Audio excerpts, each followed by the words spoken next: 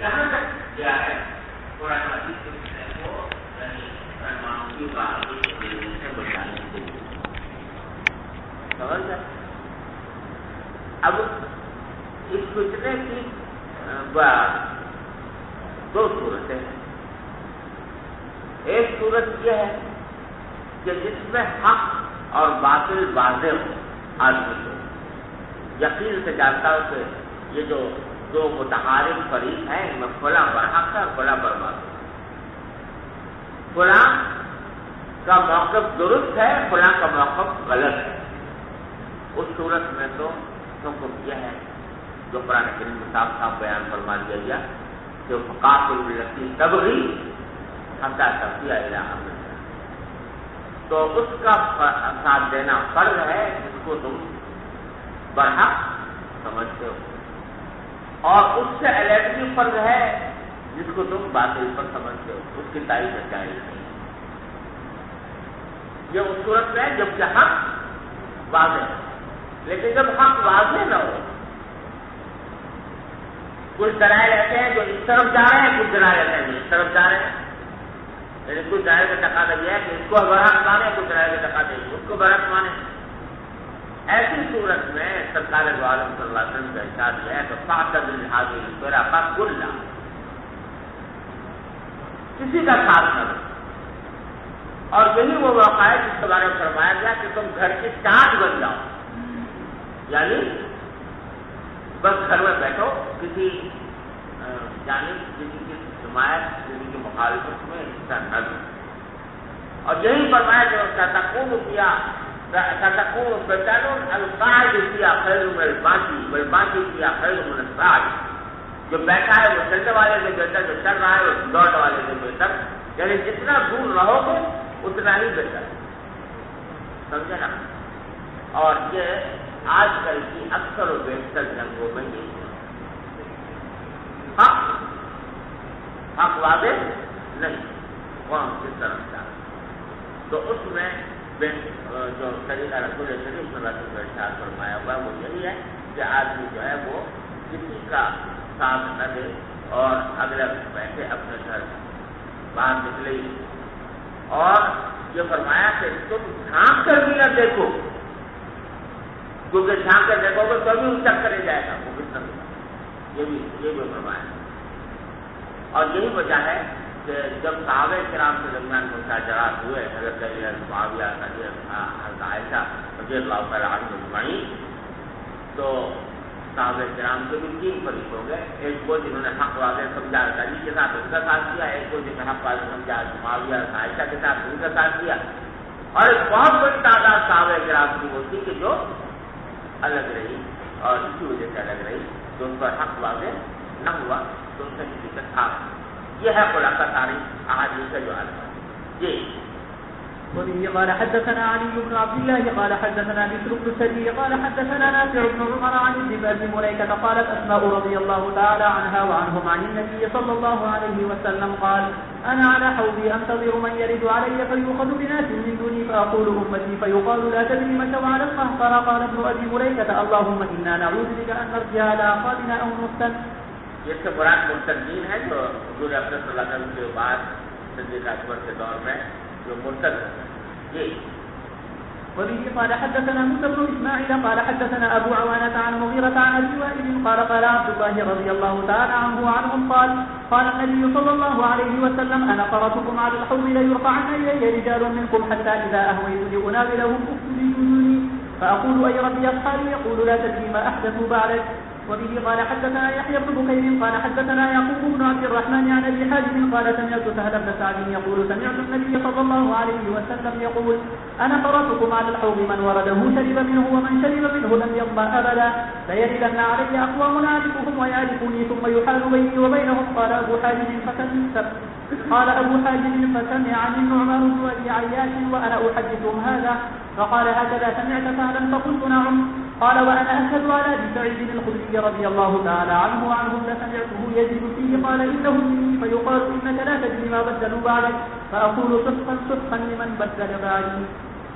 باب قول النبي صلى الله عليه وسلم سترون بعد امورا تنكرونها. وقال عبد الله بن زيد رضي الله تعالى عنه قال النبي صلى الله عليه وسلم اصبروا حتى تلقوني على الحوض. وبه قال حدثنا مسدد قال حدثنا يحيى بن سعيد قال حدثنا الاعمش قال حدثنا زيد بن وهب قال سمعت عبد الله رضي الله تعالى عنه وعنهم قال لنا رسول الله صلى الله عليه وسلم إنكم سترون بعدي أثرة وأمورا تنكرونها. قالوا فما تأمرنا يا رسول الله؟ قال أتوا إليهم حقهم وسلوا الله حقكم. وبه قال حدثنا مسدد عن عبد الوارث عن الجابر عن رجاء عن ابن عباس رضي الله تعالى عنهما وعنهم عن النبي صلى الله عليه وسلم قال من كره من أميره شيئا فليصبر فإنه من خرج من الشيطان شبرا مات من السلطان شبرا مات ميتة جاهلية. وبه قال اگر اپنے امیر کی کوئی بات بری لگے اچھی نہ معلوم ہو تو صبر کرو،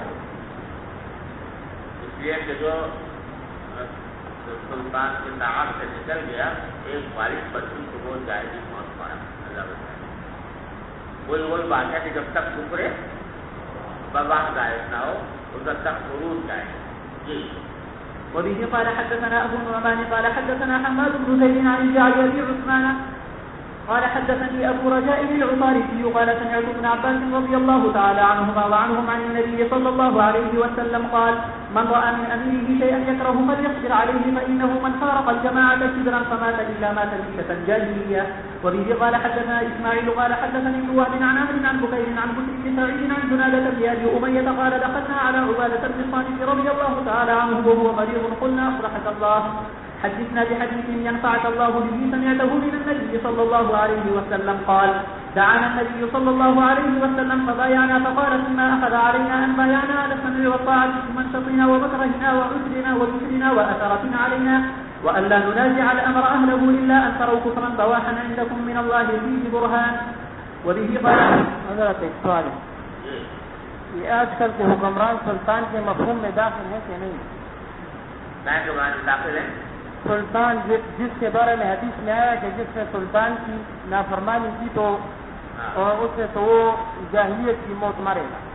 دیکھو بھائی داخل تو ہے، یعنی اس معنی میں داخل ہے کہ ان کے احکام نافذ ہیں، باوجود ان کے جاہل ہونے کے، باوجود ان کے فاسق ہونے کے ان کے احکام نافذ ہیں.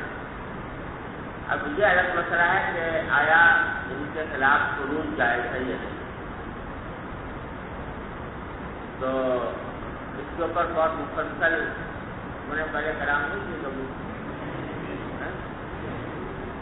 اور تکبر فصل ملک میں نے اس کے اوپر بہت تفصیل سے بحث کی، اور اس میں خلاصہ یہ ہے اس کا کہ ویسے تو یہ فرمایا گیا کہ اللہ کرو کفرن بواہ، جب تک کفر بواہ، اب بواہ کا کہنا بالکل کھلا ہوا ظاہر انکم من اللہ کی قرآن، جس کا تمہارے پاس کوئی قرآن کی تو بغیر بغاوت جائز ہے، تو بغیر بغاوت جائز ہے، خروج جائز ہے.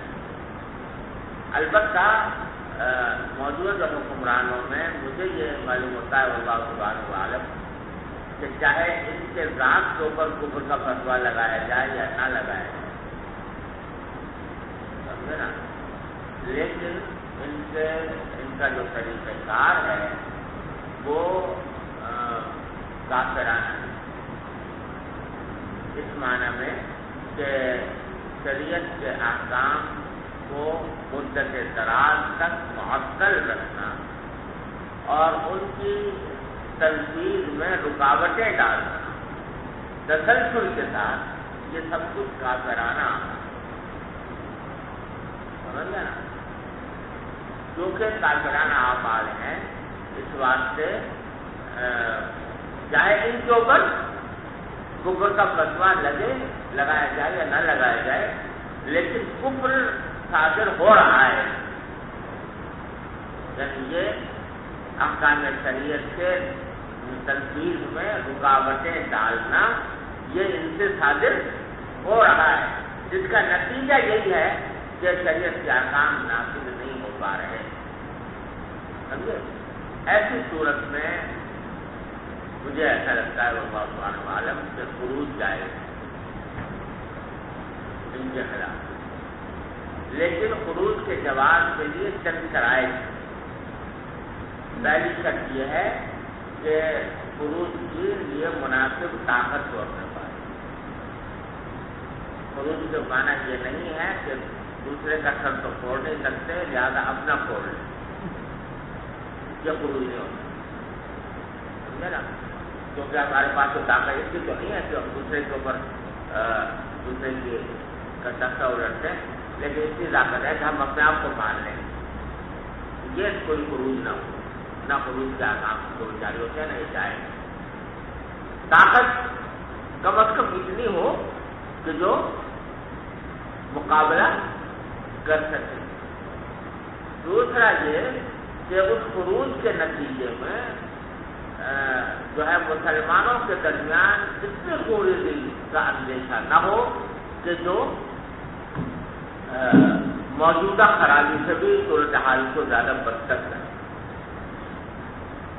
خروج کے نتیجے میں ایسا نہ ہو کہ صورتحال موجودہ حالت سے بھی بدتر ہو جائے اور اس کے نتیجے میں بے شمار بہت بڑا جانی نقصان ہو مسلمانوں کا، اس صورت میں خروج کو منع کیا۔ تو میں جہاں فقہائے کرام میں یہ تو سارے احکام فقہائے کرام میں کتابیں بیان کر رہے ہیں کب خروج جائز ہوتا ہے، تو اس میں یہ حکم بھی موجود ہے کہ جہاں جائز ہے خروج، جیسے کفر بوا کی صورت، وہاں پر بھی یہ ہے کہ پہلے دیکھو کہ قوت تمہارے اندر ہے یا نہیں۔ دوسرا قوت برادری میں کم کم کوئی تناسب تو ہو نا، سمجھا نا؟ کوئی تناسب، ایک طرف ریوالور ایک طرف بیٹھا پا ہے تو کوئی تناسب نہیں، سمجھا؟ کوئی تناسب ہو۔ دوسرا یہ کہ اس خروج کے نتیجے میں کوئی اتنا بڑا مفسدہ لازم نہ آئے کہ جس پہ لوگوں کی جانیں چلی جائیں اور خون بہ جائے اور نتیجہ کچھ نہ نکلے، سمجھا؟ تو جہاں اس بات کر دیتا ہوں وہاں خروج جائے، یہ ہے کھلا۔ ارے سمجھ گئے بھائی؟ چلو۔ اور جو ان شرائط کا لحاظ نہ رکھتے ہوئے خروج کریں ہاں تو پھر اس کا کیا حکم ہوگا؟ کیوں اس کا کیا حکم ہوگا؟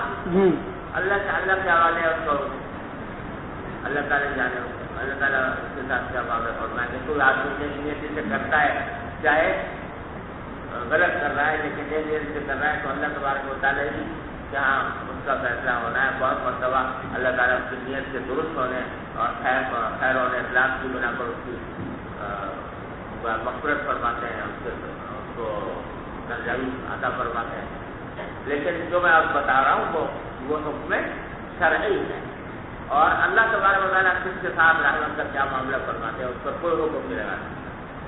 چلیے چلیے، آپ نے عرض کیا کہ ویسے میں جو بتاؤں گا اس کا مطلب تم یہ نہ سمجھ لینا کہ جامعہ افسر کی طرف اشارہ ہے، جامعہ افسر کے لوگوں کی طرف اشارہ ہے۔ چلیے جو میں اصول کی بات بتا رہا ہوں، تو میں وہاں صورتحال یہ ہے کہ ان کو باغی نہیں کہہ سکتے، سمجھے نا؟ ان کے عمل کو خروج نہیں کہا جا سکتا، وہ بغاوت کے حکم میں داخل نہیں۔ البتہ نہی عن المنکر کا ایک غلط طریقہ تھا جو اختیار کیا، سمجھے؟ لیکن اس سے زیادہ غلط، اس سے زیادہ خطرناک اور اس سے زیادہ خباثت آمیز عمل حکومت نے کیا کہ اس طریقے سے اس کو اللہ تعالیٰ کا وہ تو یقیناً اپنی نیت صادقہ جو صحیح ہے، اور اللہ تبارک و تعالیٰ ان کی کو ہدایت دے، اگر ہدایت مقدر میں نہیں ہے تو اللہ تعالیٰ ان سے جان چھڑا دے ہماری۔ جی آپ نے بیان فرمایا کہ خروج کرنے والوں کے پاس اتنی طاقت، مناسب طاقت ہوتا ہے۔ ابتدا میں یقیناً طاقت کمزور ہوتا ہے، آہستہ وقت کے ساتھ ساتھ اس میں جیسے ہندوستان میں جو ہے علماء کرام نے تحریک شروع کی تھی، اور اسی طرح افغانستان میں طالبان نے، تو ابتدا میں وہ انتہائی کمزور تھے، آہستہ آہستہ ان کے ساتھ یعنی لوگ ملتے گئے۔ تو اگر پاکستان میں بھی اگر علماء کرام کا اتفاق ہوتا تو یقیناً حکومت کا مقابلہ کر سکتے۔ کرنے کے معنی ہے تیاری ہے، نہیں ہے کہ خروج کرے۔ نہیں، علماء کرام نے ہندوستان میں جو تحریک شروع کی تھی تو وہ یقیناً ابتدا میں بہت کمزور تھے۔ کمزور تو تھی لیکن کچھ تو تھا نا۔ تو یہاں پاکستان میں بھی اگر میں کچھ جو ہے کچھ تحریک، کون سی تحریک کو کہہ رہا ہوں ہندوستان میں پاکستان کو آزاد کرنے کے، ارے یار وہ کوئی مسلح تحریک ہوئی تھی خدا کی، وہ تو वो तो एक आईनी तहरीक थी, कोई कुव्वत की जरूरत नहीं थी उसमें, वो तो आईनी तहरीक थी। बात हो रही है मुसल्लह तहरीक, मुसल्लह बगावत की। मुसल्लह बगावत के लिए कुछ तो हो ना, और इब्तदा में फिर होगा कि भाई आदमी कुछ तैयारी करे, तैयारी करने के बाद तो जब इतना काबिल हो जाए कि कोई काम कर सके फिर वो ना बात आती है। तहरीक जब पाकिस्तान की तहरीक या आज़ाद हिंद की तहरीक को मुसल्लह तहरीक थोड़ी। चलो पढ़ो यार। وبه قال حدثنا محمد بن عرعرة قال حدثنا شعبة عن قلالة عن انس بن مالك رضي الله تعالى عنه عن أسيد بن حضير أن رجلا أتى النبي صلى الله عليه وسلم فقال يا رسول الله استعملت فلانا ولم تستعملني، قال وإنكم سترون بعدي أثرة فاصبروا حتى تلقوني. باب قول النبي صلى الله عليه وسلم هلاك أمتي على يدي أغيلمة سفهاء. وبه قال حدثنا موسى بن إسماعيل قال حدثنا عمرو بن يحيى بن سعيد بن عمرو بن سعيد قال أخبرني جدي رضي الله تعالى عنهم قال كنت جالسا مع أبي هريرة رضي الله تعالى عنه في مسجد النبي صلى الله عليه وسلم في المدينة ومعنا مروان، فقال أبو هريرة سمعت صادق المصدوق صلى الله عليه وسلم يقول هلكت أمتي على أيدي غلمة من قريش، فقال مروان لعنة الله عليهم غلمة. فقال أبو هريرة رضي الله تعالى عنه لو شئت أن أقول بني فلان وبني فلان لفعلت، فكنت أخرج مع جدي إلى بني مروان حين ملكوا بشام، فإذا رآهم غلمانا أحداثا قال لنا عسى هؤلاء أن يكونوا منهم، قلنا كن أنت أعلم. باب قول النبي صلى الله عليه وسلم ويل للعرب من شر قد اقترب. وبه قال حدثنا مالك بن اسماعيل قال حدثنا ابن عيينة انه سمع الزهري عن عروة عن زينب بنت ام سلمة عن ام حبيبة عن زينب بنت جحش رضي الله تعالى عنها وعنهم انها قالت استيقظ النبي صلى الله عليه وسلم من النوم محمرا وجهه يقول لا اله الا الله ويل للعرب من شر قد اقترب فتح اليوم من غزو ياجوج وماجوج مثل هذه وعقد سفيان 90 او 100 قيل انا هلك وفي الصالحون قال نعم إذا كثر الخبث. وبه قال حدثنا أبو نعيم قال حدثنا ابن عيينة عن الزهري قال وحدثني محمود قال حدثنا عبد الرزاق قال أخبرنا معمر عن الزهري عن عروة عن أسامة بن زيد قال أشرف النبي صلى الله عليه وسلم على أقم من آقام المدينة فقال هل ترون ما أرى؟ قالوا لا. قال فإني لأرى الفتن تقع خلال بيوتكم كوقع المطر. باب ظهور الفتن. وبه قال حدثنا عياش بن الوليد قال حدثنا عبد الأعلى قال حدثنا معمر عن الزهري عن سعيد عن أبي هريرة رضي الله تعالى عنه وعنهم عن النبي صلى الله عليه وسلم قال يتقارب الزمان وينقص العمل ويلقى الشح وتظهر الفتن ويكثر الهرج. قالوا يا رسول الله أيما هو؟ قال القتل. وقال شعيب ويونس والليث وابن أخي زهري عن حميد عن أبي هريرة عن النبي صلى الله عليه وسلم. وبه قال حدثنا عبيد الله بن موسى عن الأعمش عن شقيق قال كنت مع عبد الله وابي موسى رضي الله تعالى عنهم فقال النبي صلى الله عليه وسلم إن بين يدي الساعة أياما ينزل فيها الجهل ويرفع فيها العلم ويكثر فيها الهرج والقتل. وبه قال حدثنا عمر بن حفص قال حدثنا أبي قال حدثنا الأعمش قال حدثنا شقيق قال جلس عبد الله وأبو موسى رضي الله تعالى عنهم فتحدثا فقال أبو موسى قال النبي صلى الله عليه وسلم إن بين يدي الساعة أياما يرفع فيها العلم وينزل فيها الجهل ويكثر فيها الهرج والقتل. وبه قال حدثنا قتيبة قال حدثنا جرير عن الأعمش عن أبي وائل قال إني لجالس مع عبد الله وأبي موسى رضي الله تعالى عنهم فقال أبو موسى سمعت النبي صلى الله عليه وسلم يقول مثله والهرج بلسان الحبش القتل. وبه قال حدثنا محمد قال حدثنا غندر قال حدثنا شعبة عن واصل عن أبي وائل عن عبد الله وأحسبه رفعه قال بين يدي الساعة أيام الهرج يزول فيها العلم ويظهر فيها الجهل. قال أبو موسى والهرج والقتل بلسان الحبشة. وقال أبو عوانة عن عاصم عن أبي وائل عن يسعدي أنه قال لعبد الله تعلم الأيام التي ذكر النبي صلى الله عليه وسلم أيام الهرج نحوه. قال ابن مسعود رضي الله تعالى عنه سمعت النبي صلى الله عليه وسلم يقول من شرار الناس من تدركهم الساعة وهم أحياء. صلى الله عليه وسلم.